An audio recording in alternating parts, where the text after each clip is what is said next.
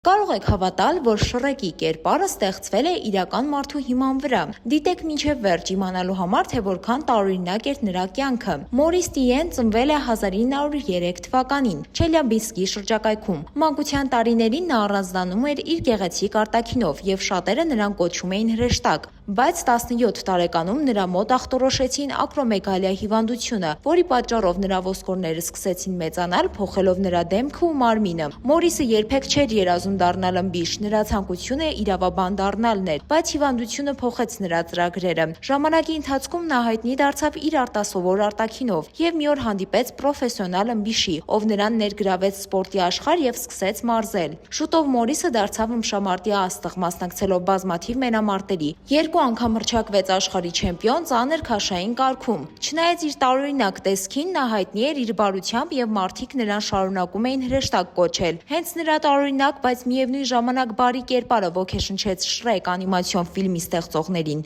Մորիսի առանձնահատուկ դիմագծերը դարձան մուլտֆիլմի կանաչ հսկայի նախատիպը։ Բայց կյանքի ամենամեծ հարվածը նա ստացավ, երբ մահացավ իր լավագույն ընկերը և մարզիչը։ Մորիսի սիրտը չդիմացավ այդ ցավին։ Նա մահացավ իր ընկերոջից ընդամենը 13 ժամ անց, 51 տարեկան հասակում։